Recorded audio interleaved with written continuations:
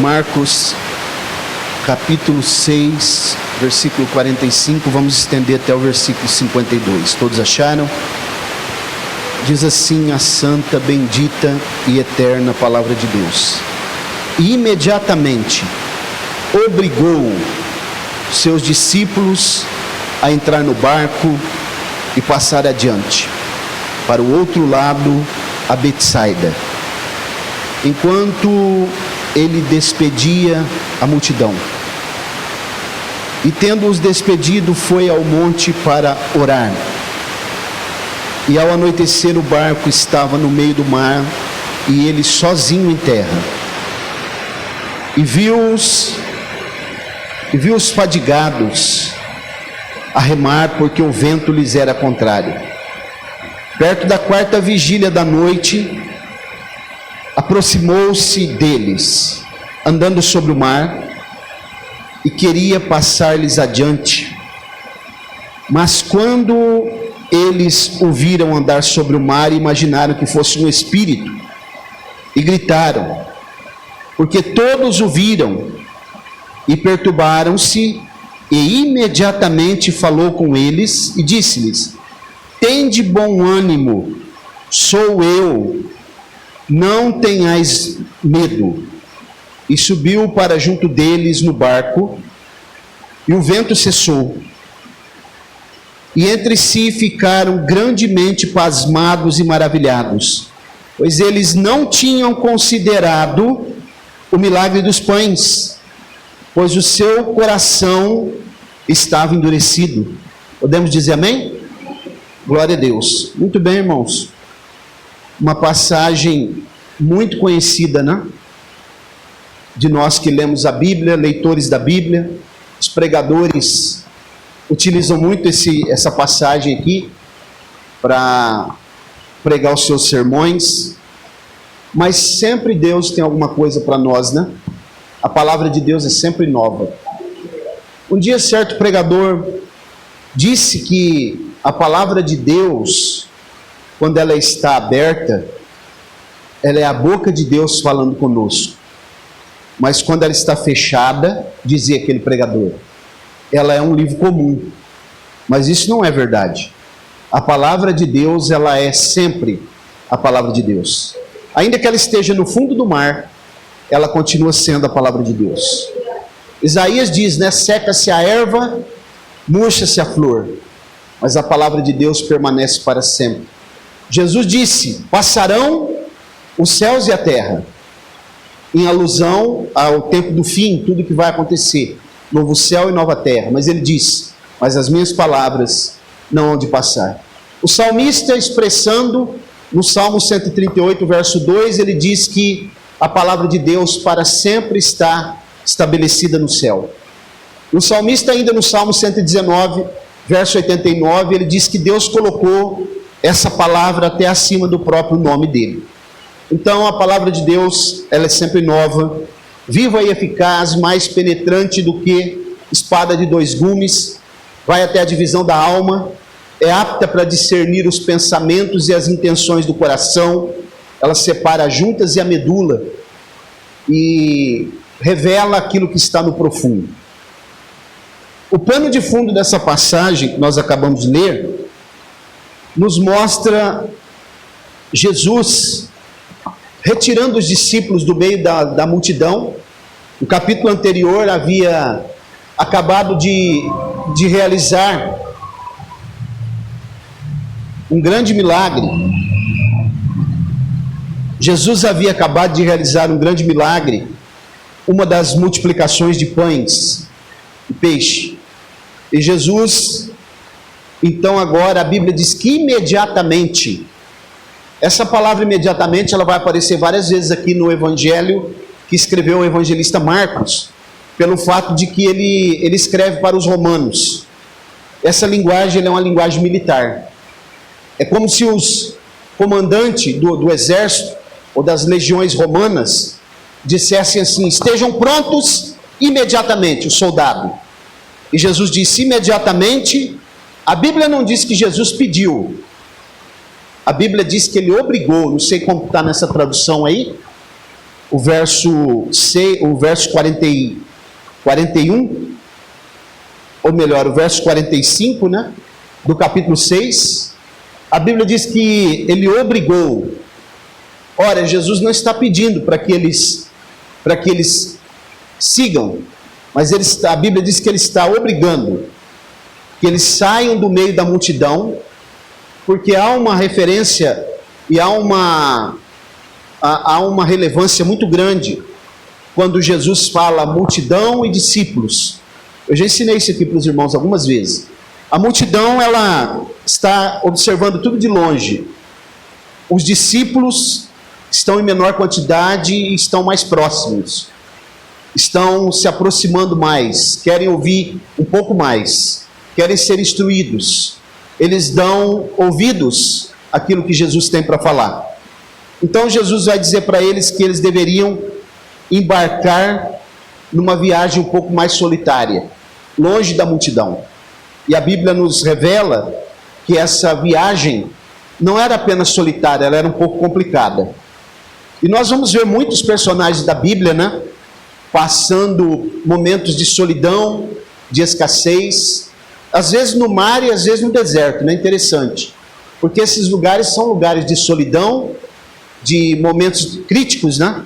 Tempestades, no mar, tempestades, o mar se revolta, no deserto, tempestades de areia, perigos iminentes, e aqui eles estão passando por um momento desse, porque o versículo 52 desse mesmo capítulo vai responder por que Jesus fez isso com eles.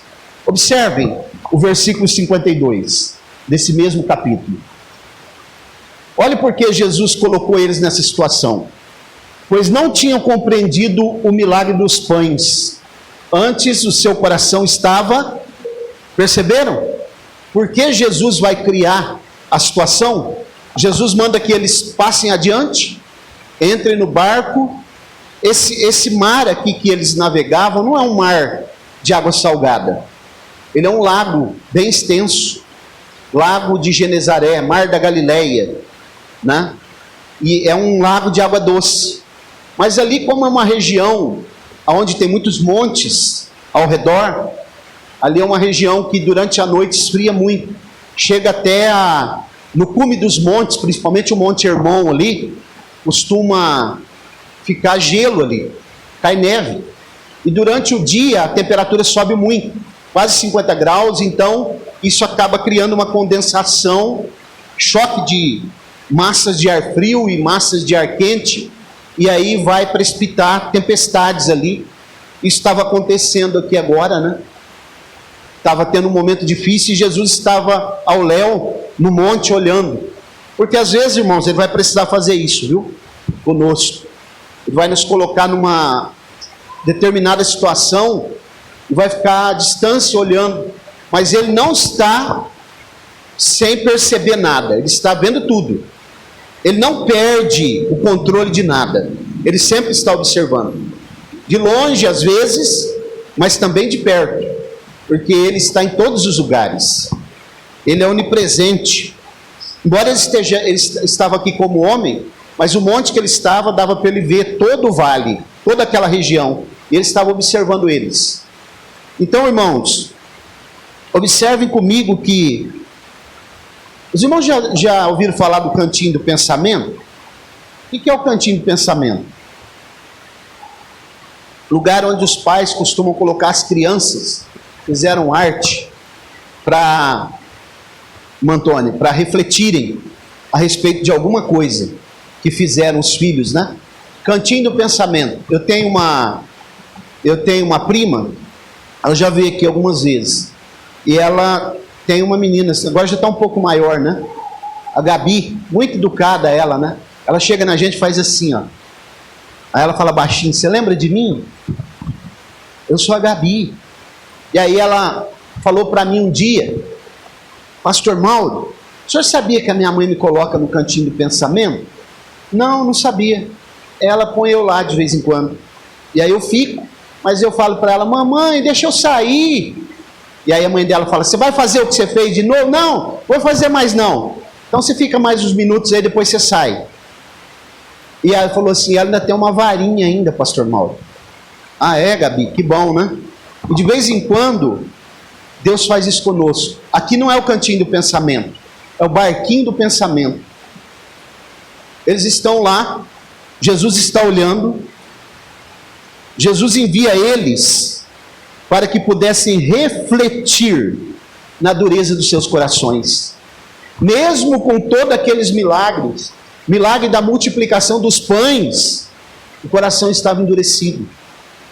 Às vezes eu fico pensando, irmãos, como nós somos fracos, né? Quando eu estava lá no hospital, internado, eu estava com momentos assim de muita dúvida. Olha que coisa, como que Deus faz tudo, se mostra, se revela, e quando a gente tem qualquer coisa, qualquer dificuldade, a gente já começa a ficar cético. Isso aí é inerente ao ser humano mesmo. Então ele estava lá no... Talvez, né, irmãos, eu fui lá para o hospital, para hospitalzinho do pensamento, né? Estava lá pensando, refletindo, e eles estavam lá no barco, no barquinho do pensamento. Jesus olhando. Irmãos, apesar de Deus sempre dar a sua bênção para nós, sempre ser provedor, sempre preparar alguma coisa, isso deve ter acontecido com todos vocês que estão aqui. De repente está tendo uma situação e você percebe que alguma coisa aconteceu e você pensa assim, isso só pode ter sido Deus. Não é possível. Não é normal isso daqui, alguma coisa sobrenatural. Mas assim mesmo, daqui a pouco vem outra situação e nós esquecemos rapidamente. E já começamos a duvidar, né?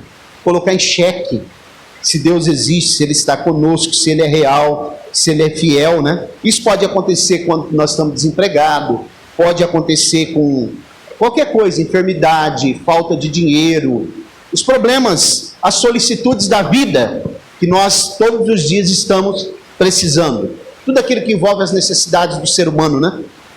Isso pode acontecer. Então, Jesus pensou, vou pôr eles para pensar. Eles estão precisando, né? Então, quando nós não entendemos aquilo que Deus precisa fazer na nossa vida, vou usar uma expressão de crente aqui, o agir de Deus. Quando nós não entendemos isso, então o que acontece? Nós acabamos sofrendo dobrado. Às vezes nem precisava deles ter passado por todo aquele momento de crise que eles passaram, mas eles não entenderam nada do milagre que Jesus fez na multiplicação dos pães. Então, irmãos, nós precisamos pensar, às vezes, existem momentos na nossa vida, eu vou ser bem sucinto, porque o horário está me pedindo isso, mas tem momentos que é preciso a gente reavaliar algumas atitudes que nós temos, algumas estratégias, talvez, né, que foram adotadas por nós, para ver se está certo, se é isso que Deus quer para a nossa vida, se faz parte do plano de Deus para nós. Você sabia que todos nós que estamos aqui nessa noite, todos nós, parece que até chover no molhado que eu vou falar, você sabia que cada um de nós que está aqui, Deus tem um plano totalmente traçado, delineado, específico para cada um de nós que está aqui? Deus tem um plano para nós aqui nessa noite. Quem tem ouvidos para ouvir, ouça.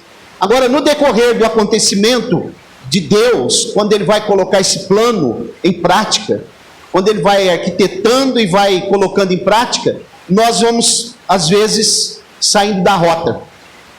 Parece que tem hora que nós perdemos o GPS, né? Perdemos a rota. Pastor Billy Graham, considerado o maior evangelista do século XX, morreu há pouco tempo agora, né? Há pouco tempo. Ele um dia estava dirigindo com o seu carro lá nos Estados Unidos e ele errou o caminho. Ele perdeu a rota. Ele pensou que tinha errado, né? Mas na verdade ele não tinha errado. Deus tinha colocado ele para pensar um pouco. E ele errou, entrou numa bifurcação na estrada e foi andando, e andou bastante longe, cerca de 60 quilômetros mais ou menos fora da rota. Isso nos Estados Unidos, os carros todos com GPS, né? Eles já usam GPS muito antes de nós aqui. E aí ele parou numa casa e foi pedir informação para o homem. E o homem falou para ele assim, não, o senhor está fora do caminho, o senhor vai ter que voltar. Aí perguntou para ele, o senhor é crente? E ele disse assim, sou. Por quê? o senhor podia, já que o senhor errou o caminho mesmo, né? O senhor podia fazer um favor para mim aqui. O senhor pode fazer uma oração para o meu pai, que está com câncer? Ele já está em estado terminal. O senhor poderia fazer isso? Posso. Aí o pastor Billy Graham entrou lá no quarto. Foi orar pelo homem que estava em estado terminal, irmãos. Quando ele foi orar, o homem falou assim: espera só um pouquinho aí. Antes do senhor orar, o senhor pode acrescentar algo na sua oração por mim? Aí o pastor Billy Graham pensou: o que será que esse homem quer, hein? Aí ele disse: posso? O que o senhor quer? Ele disse assim: não, é porque eu sei que eu vou morrer, mas eu orei tanto a Deus e eu pedi tanto para Ele, que Ele não deixasse eu morrer sem eu conhecer o pastor Billy Graham. O senhor pode pedir para Deus, para Ele fazer o pastor Billy Graham vir aqui na minha casa para me conhecer Ele? E aí o pastor Billy Graham chorou, né? E falou assim: o senhor já está conhecendo, sou eu. E deu um abraço daquele homem, né? Aí o pastor Billy Graham orou e foi embora. E segundo a história, aquele homem morreu poucas horas depois. E aí ele entendeu, irmãos, ele não errou o caminho, era parte do plano. Deus traçou aquele caminho para ele, para que ele pudesse ir e orar por aquele homem, e que aquele homem pudesse morrer e conhecer ele antes de morrer. Deus tem um plano para a nossa vida, mas nós temos que estar debaixo da vontade dEle. Nós precisamos seguir a orientação da sua palavra. Aquilo que nós não conseguimos fazer, Ele faz, mas vamos estar atentos para ouvir a sua voz. Você pode ouvir a voz dEle nessa noite? Glória a Deus. Quem tem ouvidos para ouvir, ouça, né? Jesus, Ele traçou algumas outras estratégias ali que eles não estavam entendendo. A primeira que eu percebi é que Jesus tirou eles do meio da multidão, como eu falei, né? Colocou eles na solidão e ficou lá no monte orando por eles. Porque tem momentos, irmãos, que nós não vamos conseguir se nós estivermos no meio da multidão, porque no meio da multidão tem muita efervescência, nós ficamos dispersos. Salomão, ele diz que é muito melhor estar na casa do luto do que na casa da festa. Isso parece um paradoxo. O que você prefere? Estar na festa ou na casa do luto? Mas é porque quando nós estamos na festa, no meio da multidão, nós ficamos muito dispersos, muito tranquilos, né? Perdemos às vezes a noção do tempo, perdemos às vezes até a nossa compostura na festa, né? Mas lá no luto não, lá nós vamos ficar refletindo, pensando. Um dia eu fui num velório, acho que eu já contei isso aqui, lá em Penápolis. Os irmãos me chamavam de pregador de velório. Pregador de velório. Porque como eu era um pastor auxiliar lá são 10 congregações lá dentro de Penápolis, e eu dirigi um setor com 4 congregações. Então o pastor viajava muito lá, o pastor principal, e quando ele saía, ele pedia para mim tomar conta lá, e às vezes morria alguém. Era só ele sair. Aí ele já me ligava: pastor Mauro, você pode ir lá no velório? Morreu um irmão lá e eu estou longe. Você pode ir lá? E eu tinha que ir lá, né? Aí os irmãos falavam: pregador de velório, hein, pastor Mauro? Um dia veio um missionário lá da Bolívia e falou: és predicador de velório? E eu nunca tinha visto aquele homem, né? Mas tudo bem. Graças a Deus eu ainda consegui fazer mais casamento do que velório até hoje, né? Mas no velório nós ficamos pensativos. E um dia eu fui no velório de um homem que morreu de acidente. Quando eu saí de lá, irmãos, eu liguei o carro e eu fui devagarzinho, Paulo, pensando. Chegava na esquina, eu parava. Teve uma hora que eu até parei antes do semáforo fechar, refletindo, né? Aquilo me trouxe reflexão, cuidado. Eu fiquei mais cuidadoso. É por isso que Salomão fala isso. Então Jesus pensou: eu vou tirar eles da multidão, dos holofotes, né? Que nós gostamos de holofotes. Vou levar eles para um lugar mais deserto. Deus sempre faz isso, irmãos, conosco. Nos leva para um lugar mais arredio. E Jesus fica orando, né, por nós, como ele fez com os discípulos. Ele vai fazer isso, vai nos tirar dos holofotes. E tem uma coisa: ele nunca vai nos abandonar à própria sorte, viu? Mesmo na enfermidade, o salmista diz que ele afofa o nosso travesseiro. Isso é uma linguagem de proteção, de acalento no momento da enfermidade. de assistência que às vezes os homens não podem dar. E a Bíblia diz que nesse momento eles estão indo, né? E nós percebemos, irmãos, que em todas as religiões as pessoas sempre querem buscar um ser superior, oram a um ser superior, oferecem um culto, né? Mas nós que conhecemos o Deus verdadeiro, estou falando dos cristãos aqui, porque nós sabemos, eu não sou um pregador de religiões, eu sou um pregador do Evangelho, e o Evangelho não é uma religião, o Evangelho é uma boa notícia. E nessa noite o Senhor tem uma boa notícia para mim e para você aqui. Ele está lá no monte olhando para nós. Ele não vai perder o controle. Você não vai ficar, mesmo que você esteja num lugar solitário, mas Ele está te olhando. Ele está te observando e a qualquer momento Ele vai aparecer em cena. Ele entra em cena. Glória a Deus. Nós então, irmãos, estamos num barco, né? Como se fosse num barco, navegando. E o Senhor olhando de longe. A primeira estratégia, Ele nos leva para um lugar de solidão. A segunda, que eu percebi, Ele deixou eles num mar revolto. O mar começou a ficar encapelado, revolto. Mas Ele continuou olhando para eles. Como eles vão se portar no meio desse mar revolto agora? Como nós nos comportamos, irmãos, no momento que o mar está revolto? Você já passou por isso na sua vida? O mar ficou encapelado, ficou tudo escuro, aquelas ondas altas, né? Isso aqui é uma metáfora que eu estou fazendo. Ficou escuro, as gaivotas sumiram, né? E a coisa, parece que até o sol se escondeu. E aí você pensou, e agora? Eu não sei o que fazer. Hoje eu estava vendo uma reportagem do Titanic. Meu Deus, quanta coisa que aconteceu para que o Titanic afundasse. Os estudos provam que houve vários erros, né? E geralmente quando nós estamos num momento de crise, nós estamos mais sujeitos a cometer erros, um atrás do outro. Porque nós ficamos pressionados, o ser humano pressionado, ele é uma bomba relógio. Eles estavam pressionados aqui. Terceira estratégia que eu percebi, Ele deixou eles lutarem contra a maré alta.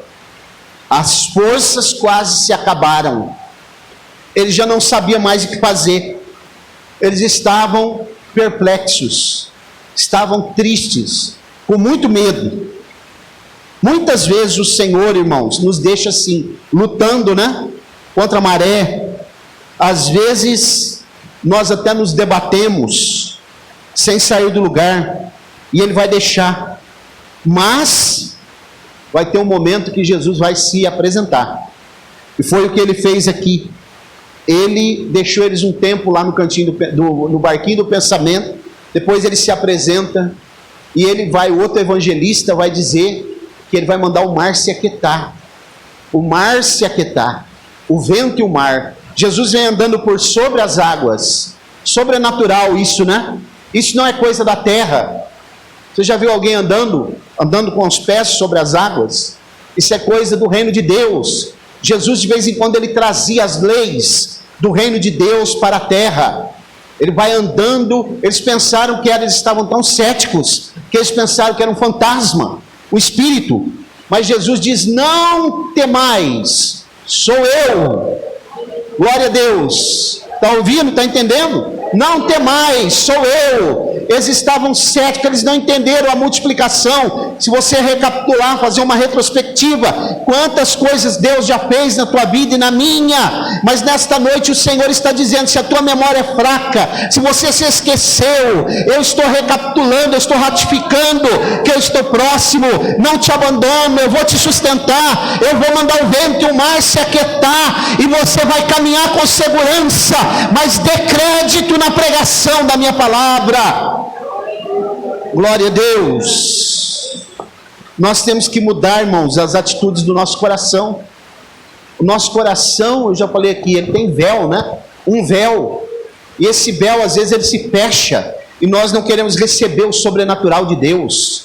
Receber a palavra de Deus, aquilo que Deus fala para nós, para nos preparar para as dificuldades. Ele nos arregimenta para as grandes batalhas. Um dia eu falei aqui, essa semana eu falei para o Danilo e a Ana conversando aqui, que às vezes Deus acalma o mar, mas às vezes ele tem que acalmar o marinheiro, né? Não é? Porque o mar está tão revolto, irmãos. Já falei aqui para os irmãos, vou terminar, sobre o mar sem fim, que é um lugar que tem no mar aí que os marinheiros sofrem na navegação. É muito longo, é muito distante, não acaba nunca, se chama de mar sem fim. E as tempestades acontecem ali de tal intensidade, que às vezes eles precisam ficar 3 dias, 4 dias e 4 noites acordados, tentando fazer com que a embarcação se estabilize. Ninguém dorme enquanto não acabar a tempestade. Já pensou? 4 noites, 4 dias e 4 noites, até que a tempestade se acalme, aí todo mundo vai comer e dormir. Só que no meio dessa tempestade, os marinheiros dizem que aparece uma ave, chama albatroz rei, e ela voa no meio da tempestade. De vez em quando ela vem e pousa ali no navio, e fica olhando para os marinheiros. Sabe o que Deus está mostrando com isso? Que eles são impotentes, que Ele está mostrando que aquela ave, que é irracional, que age por instinto, Deus cuida daquela ave no meio da tempestade. Ora, não vai cuidar de nós? O que foi que ele disse? Olhai para, porque estáis solícitos por aquilo que haveis de comer ou de vestir. Olhai para as aves do céu e para os lírios do campo. As aves do céu não têm celeiro, elas não piam, nem tecem, mas o Senhor provê a comida para eles. Salomão, em toda a sua suntuosidade, não conseguiu se vestir como os lírios do campo. Vós não sois mais importante do que as aves e do que os lírios do campo. Vosso Pai cuidará de todas as coisas. Buscai primeiro o reino de Deus e a sua justiça, e todas essas demais coisas vos serão acrescentadas. Quero concluir. Glória a Deus. Ao tirar, irmãos, os discípulos dos holofotes, né? Deixou eles na solidão. Jesus estava colocando nesse barquinho chamado barquinho do pensamento, mas de olho neles. Como os pais colocam o filho lá, mas fica de olho. O Senhor está de olho em nós e quer ver qual a nossa reação no momento da crise. Vamos ficar preparados, porque vem uma semana aí, e com certeza Ele estará conosco. Coloque-se de pé, por favor. Jesus não quer que ninguém sofra, viu? Mas apenas que nós mudemos as nossas atitudes. Vamos orar. Soberano